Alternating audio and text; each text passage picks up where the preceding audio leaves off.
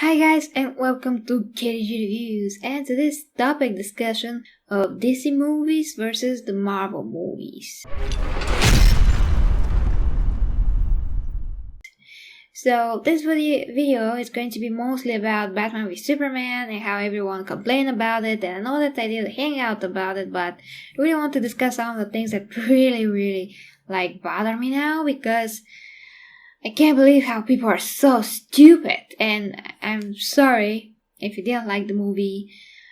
I just can't assimilate how can grown up people don't get the point in the movie, and they're always like, yeah, well, in Marvel they're so much brighter and happier, and there's humor, and here the only joke was when Batman was laying over, Clark's mom, Martha, and he said, I'm a friend of your son, and she said, oh yeah, the cape. And the other line to, Superman about Wonder Woman, she's with you, I thought she was with you. And that was the only joke, so why there's not, more jokes? Why this movie is so dark and sucky? I even heard that from Screen Junkies, movie fights. And I'm like, what? What the hell? I mean, you never read like a DC comic? You never heard about DC or what? I mean, DC has always been more dark than Marvel in terms of like stories, overall tone, characters. Batman is very dark, and he's black, in black costume even. So yeah, I know Black Panther is in Marvel, but yeah, I know Daredevil is pretty dark and he's from Marvel, but it's kind of not the same. Yeah, and Jessica Jones is pretty dark also, but overall, everything put together, DC has always been a bit darker than Marvel. And now, the world that they're setting up with Man of Steel, how everything went, all the destruction, and how they addressed that in Batman v Superman, it was logical, and it was super beautiful, perfectly illustrated for me. I got everything. I got why the movie it was so dark. It wasn't even that dark. Yeah, there was some night scenes, but those scenes were so beautiful. So what, you're going to blame the movie that it has like scenes during the night or what? I mean, it also had some daylight scenes. They weren't so many of them, but who cares? And why the movie has to have a humor where this situation is so serious, the whole thing with Superman?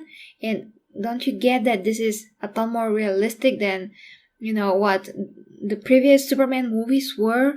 I mean, it's one thing to write a character in the comic, but it's another thing to make it come alive in the big screen. So what, you want another like Christopher Reeve movie when he's like oh, hello, Lois. What do you did today? Oh, this is great. Oh, wait a minute. I'm going to trip over this lamp. It's not believable in any way, and how people, accept Superman. They're like, oh yeah, Superman. Oh yeah, he flies. Like, no one is like surprised at all. Everyone like, okay. So, we can't have that. We can't have the movies from the 80s, because those movies were, working for the time.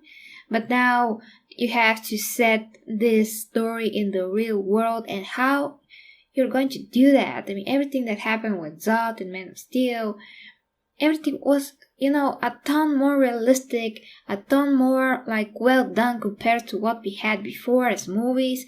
The perspective is a lot more realistic. You can't have like Superman taking like a basket of flowers and picking the flowers one by one and be like Red Riding Hood or something like, oh, it's a beautiful day and I'm saving people now.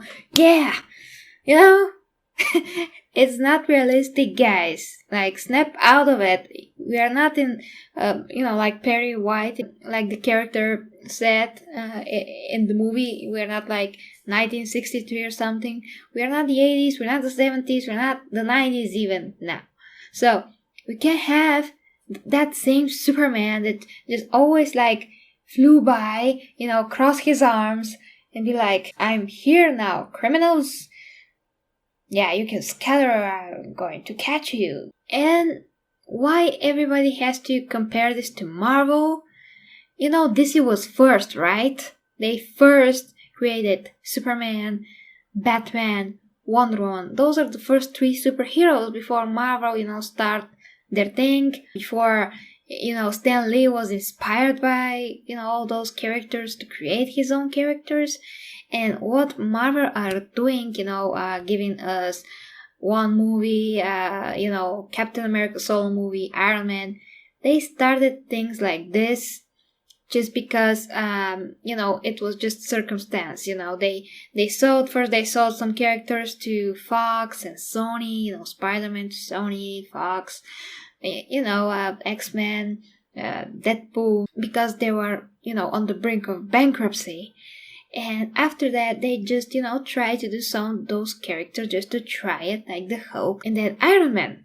And they saw that those movies are super successful, so why not bring up other characters? So they started, Captain America, Thor, not in that order, but you know what I'm saying. I mean, they started one by one to present these characters just because they saw that, one character was successful movie, the other character was successful movie, so why not bring that other character? And that became like a naturally progressive thing. And then we had the Avengers and Avengers 2. So now everybody looks at this like the only model to work with, the only model to follow. But actually, what this now is doing, although it looks kind of backwards, for me it's kind of better, because we are getting more action, we are getting pretty cool villains. I mean, we're getting the bigger stuff set up for dark side, but we do get those pretty cool fights. Zod is a pretty big villain, in the Superman universe. Doomsday, how he was done. You can argue that he could be done, better, but the potential was there, and he morphed into what we more know to be Doomsday. The way that Marvel are doing things is good in the way, in the same way. It's kind of not, because this is not the only way you can present things, because Batman and Superman, how they do it is actually more realistic. It's not more maybe correct for you, because you expect, to have all those characters to have solo movies first. But what is, the bad thing about seeing Wonder Woman in the movie, she being a bit of a mystery, and then see her how she was before in her, solo movie. So why this is bad? Why we have to wait 10 years to see the Trinity? Because imagine if you have to see all those movies before that, like Marvel did. I mean, I was so young when those Marvel movies started, the first Iron Man and the Hulk. And now, if I have to wait for DC to bring everything, it's going to be a lot of waiting. And I personally don't want to wait, so I'm super fine with seeing, Batman after that, and seeing, Batman solo movie after, Man of Steel, and, after Batman v Superman, to see, the next movie, which is going to be Wonder Woman, Suicide Squad. I don't count because it's about the villains. So why not see another way of revealing things, another way of developing things? Why DC have to follow Marvel? Why? It's nonsensical for me. Why they have to do that when what they do now, at least for me, it's super. I know that a lot of people don't get it. I know that a lot of people even didn't recognize the Flash, in those dream sequences that Batman had. And I'm like, what? Well, if you don't recognize that is Flash, I heard also that some people confuse him with Cyborg. You're not really into DCs because you would know that. And yeah, you have to be a bit into DC, because imagine if they started to explain everything. I'm sure that we are going to see a lot more of Batman, Superman in the next installment. So they're going to explain that, and nobody is complaining how Star Wars are doing things. I mean, Star Wars has to tell a story through each and every movie, and in each movie they start from somewhere and they explain it further in the next movie or the prequels, and nobody's complaining about that. So why now DC can do this and how they are doing things. It's self-explanatory, guys. How Batman v Superman was done is self-explanatory, and a lot of guys and girls, and even my mom, that are more or less enough, with very good understandings of the DC universe and how things could work, super well understand this movie. And of course, the other complaint how Superman is not really like Superman. Well, Superman is still developing, if you don't know. He is becoming that Superman. Maybe when he is reborn and resurrected, he's going to be the Superman that we know. I mean, he's going to cope and find a way to deal with his emotional feelings and his powers and all that. And we never see anything like that, touched upon the TV series exactly in this way how they do it here or in the movies. What we have here is a very sophisticated filmmaking, despite of what people say, because if you don't have the artistic view of things, you probably won't get the movie. But if you do have the artistic view of how they put all those things together and how they made it and created the story and how they inserted all those other superheroes in it, you'll totally be okay with all of this. Yeah, I know that some things are cut out of the movie. Maybe they could explain it a bit more, like, the Lex Luthor thing with the ship. That was maybe the one thing that even I was like, excuse me, Kryptonian ship, but why do you listen to a stupid human? I mean, he's not stupid, but you know what I mean. Oh yeah, well, wait a second, because he tried with the Zod fingers, so the computer maybe now thinks that guy must be Kryptonian?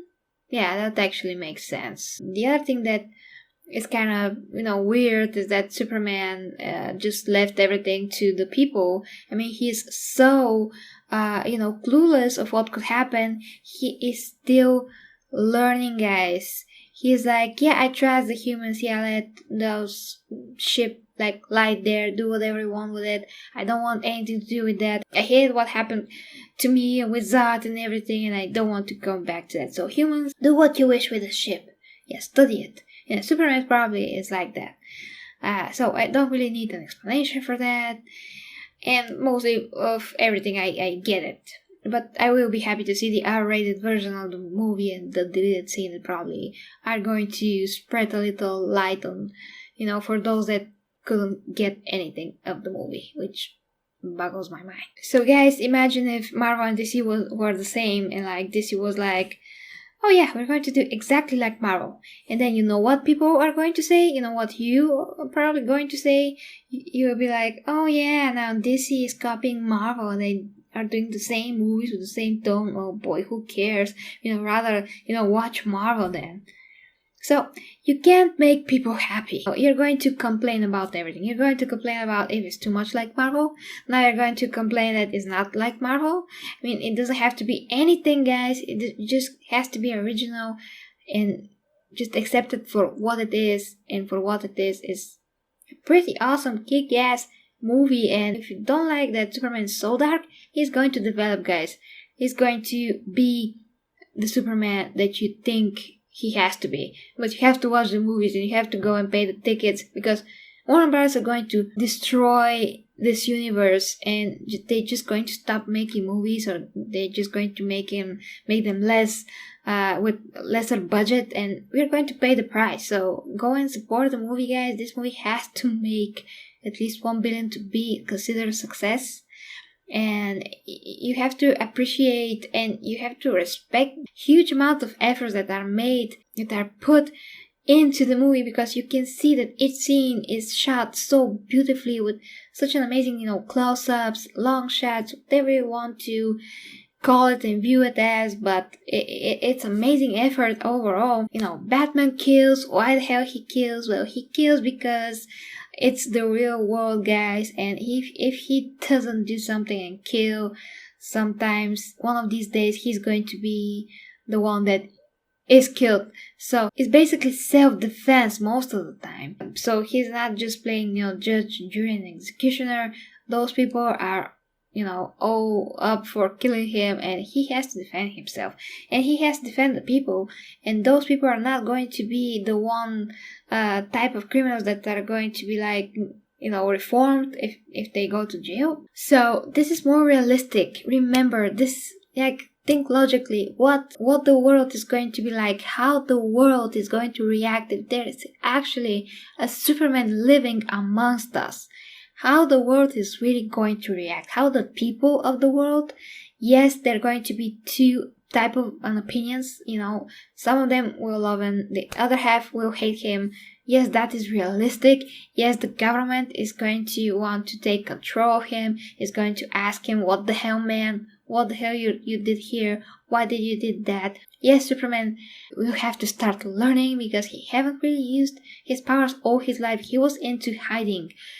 So now in his 30s, he's trying to learn, guys. That is hard. Very hard. And Batman already went through so much. He saw his friends die, Robin died, who knows, who else died, except of course his parents. He's traumatized with what he's seen as a child. Can you imagine to see your parents shot down in front of you? It's just, I can't imagine, I don't want to imagine. It's terrible. And when you have all those money and power, the ability to do actually something about it, and he has all that in him, the potential, all the resources. So that is Batman. That created Batman, basically. So yeah, and Wonder Woman, disgusted from the world, now decided to come and see what is going on. Yeah, she was there because she was there, on her own terms. She was there because she wanted to see what is going on. She knew that something is up. Somebody is probably, looking for information about her, and that is Lex Luthor. He's also, looked information about the other heroes. So she wanted to see what the hell is going on and why, what's the reason to not be in the movie. I mean, it's perfect. It's perfect how she's inserted in her motivation to be there and all that. And of course, she's going to help in the end. They actually had a really good, understandings about the fight with Doomsday, although they didn't even speak. It was clear everybody did their best, and it was like a team effort that, their minds were kind of synced.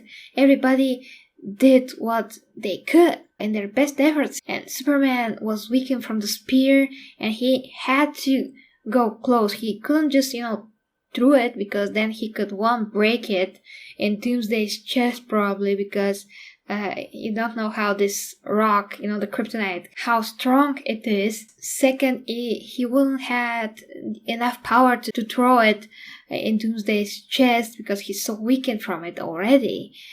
So the only way is like the movie showed that, Batman shoot the grenade, the kryptonite small grenade in Doomsday's face and head. Wonder Woman restrained him with her lasso, and Superman drove the spear through his chest, and that was the way. Unfortunately, Superman died, and I cried a lot because I totally love him, but maybe this is the best way. We'll see. I hope in Justice League he's going to be brought back to life a lot sooner rather than later, because if we see the ground starting to levitate above his coffin, that means that he's already alive. So how much time he's going to need in that coven, I have no idea. So he can, regenerate. Anyway, guys, my point is that I'm super passionate about DC. I love Marvel as well, don't get me wrong. But you have to be more open-minded. I really think so. Yeah, I apologize. This is just how I feel things, because I do know the characters. I do watch and watched so many cartoons before, everything about Superman, Batman that I can possibly see. And for a live action, this is the best thing. It's really the best, because think about how you would have done it, so it could be, believable to the real world.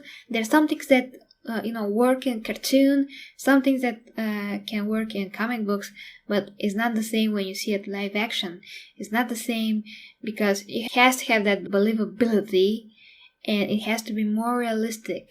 So if you don't like the real tone of how Superman and Batman are, You have no idea what are you doing, while watching these movies. What did you expect? Like I said, you can't have Superman like flying around being so bright and happy, and it's not going to be like that.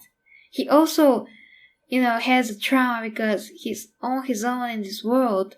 He has no one like him. At the same time, he has to protect the humans, but only thing that brings him back to his mind, his sane, good mind is Lois Lane.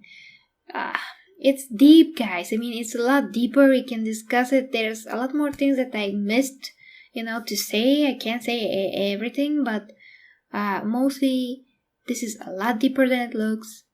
You have to look at this, watch it again with an open mind, see how they connected, Man of Steel with this movie, and of course that this is going to happen this way. If Batman is real in this world, he has to be there. Those two characters had to be on the screen, and not like in 5 years when you see solo movies with each and every one. Like, imagine if you have solo movies of like Flash, Green Lantern, Aquaman, even Martian Manhunter if he is even in the movies.